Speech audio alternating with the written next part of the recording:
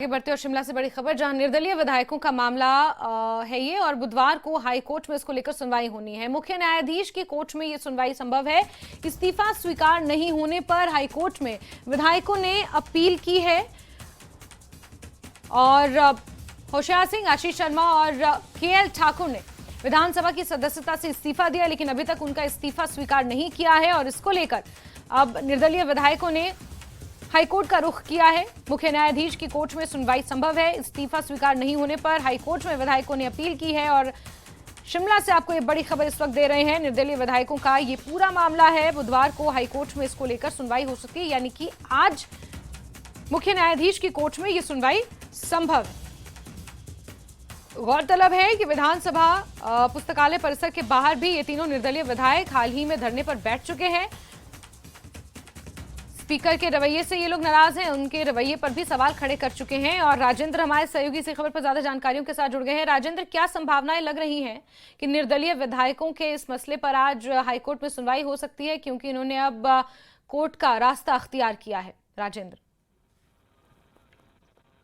बिल्कुल जैस्मिन, और आज याचिका क्योंकि इन विधायकों की तरफ से कुछ दिन पहले डाली गई थी और ये मांग की गई थी कि जो इस पूरे मामले में कोर्ट की तरफ से दखल दे, जो कानून के हिसाब से चीजें हैं उस प्रकार से होना चाहिए। निर्दलीय विधायकों की तरफ से आरोप लगाया गया था कांग्रेस पार्टी के ऊपर कि कांग्रेस पार्टी कोशिश कर रही है कि ये जो चुनाव हो रहे हैं अभी लोकसभा के और हिमाचल के उपचुनाव हो रहे हैं 6 सीटों पर, इनके साथ जो 3 सीटें हैं उनके ऊपर चुनाव ना हो सके। तो अब आज देखना होगा, कोर्ट की तरफ से आज तारीख तय की गई है। मुख्य न्यायाधीश की बेंच में ये सुनवाई होने वाली है और उम्मीद लगाई जा रही है कि तीनों निर्दलीय विधायक भी व्यक्तिगत तौर पर आज कोर्ट में मौजूद रह सकते हैं। हालांकि देखना होगा कि पहुंचते हैं या नहीं पहुंचते, लेकिन जो हमारे पास जानकारी है उसके अनुसार तीनों निर्दलीय विधायक भी आज कोर्ट में पहुंच सकते हैं। तो अहम सुनवाई ये आज होने वाली है।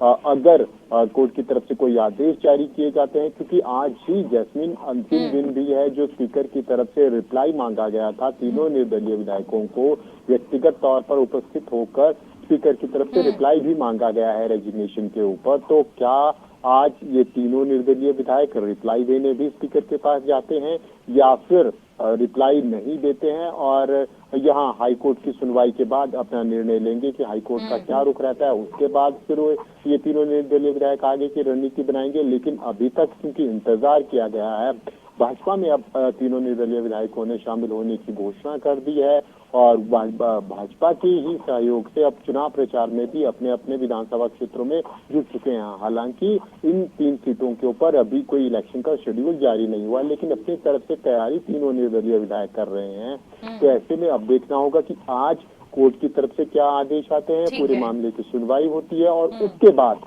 फिर विधानसभा अध्यक्ष के पास ये तीनों निर्दलीय विधायक आज पहुंचते हैं या नहीं पहुंचते हैं, क्या अपना रिप्लाई फाइल करते हैं, इसके ऊपर भी आज ऐसी नजर रहेगी पूरा दिन। तो राजनीतिक दृष्टि से काफी महत्वपूर्ण आज रहने वाला। पहले हाईकोर्ट में सुनवाई और उसके बाद फिर रिप्लाई विधानसभा अध्यक्ष के पास। तो अब देखना होगा, क्योंकि जिस प्रकार से पिटीशन फाइल की है, याचिका दायर की है, तो उसमें एग्जाम्पल्स दिए गए हैं कुछ एक स्टेट्स के कि जहां विधानसभा अध्यक्ष की तरफ से इस्तीफा स्वीकार नहीं किया गया है, वहां क्या प्रक्रिया अपनाई गई है, कोर्ट की तरफ से क्या आदेश है, उनका भी जिक्र किया गया है। शायद आज भी सुनवाई के दौरान इन तमाम मसलों का जिक्र हो सकता है कोर्ट में और उसके बाद फिर जो कोर्ट के आदेश आएंगे उसके अनुसार तीनों निर्दलीय विधायक आगे की रणनीति बना सकते हैं कि क्या वो। बिल्कुल राजेंद्र, अगर राजनीतिक चश्मे से इस चीज को आंका जाए तो हाईकोर्ट में तो माना यह जा रहा है कि आज सुनवाई हो सकती है, लेकिन इन 3 विधायकों के इस्तीफा स्वीकार होने या ना स्वीकार होने के चलते ही हिमाचल प्रदेश में कहीं ना कहीं हिमाचल प्रदेश की सरकार पर अस्थिरता की तलवार अभी लटक रही है, क्योंकि इन तीनों का सरकार में रहना या फिर ये इस्तीफा देकर फिर अगर भाजपा के टिकट पर यहां पर उपचुनाव होते हैं और भाजपा के टिकट पर ये लोग लड़ते हैं फिर अगर, तो कहीं ना कहीं जो राजनीतिक समीकरण है वो अभी भी बिल्कुल ही डिसबैलेंस हुए पड़े हैं और इस सुनवाई के बाद काफी कुछ स्थितियां जो हैं वो स्पष्ट हो जाएंगी।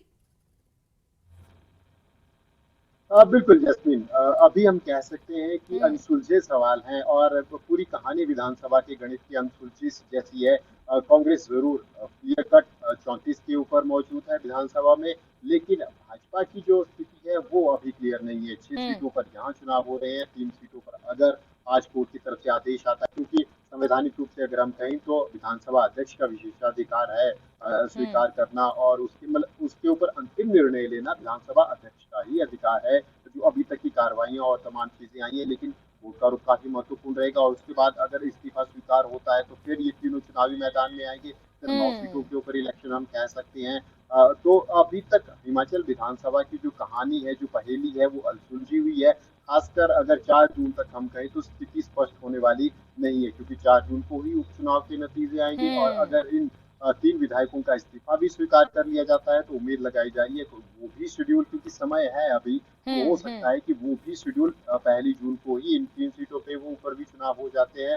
तो फिर अब एक और सवाल खड़ा हो जाता है। तो कुल मिलाकर यही कह सकते हैं कि राजनीतिक दृष्टि से विधानसभा का गणित एक अनसुलझी पहेली की तरह भी बिल्कुल। है। जो क्लियर कट विधानसभा में चीज है, जो आंकड़े हैं, वो यही है कि 34 कांग्रेस के पास है, लेकिन भाजपा के पास कितने हैं ये अभी सवाल देखना होगा। हम्म। ये चुनाव है, उपचुनाव के नतीजों के ऊपर बहुत कुछ निर्भर करेगा बिल्कुल। कि सरकार किस दिशा में हिमाचल प्रदेश में आगे बढ़ती है। बिल्कुल राजेंद्र, आप नजर बना के रखें, आज का दिन बेहद महत्वपूर्ण है।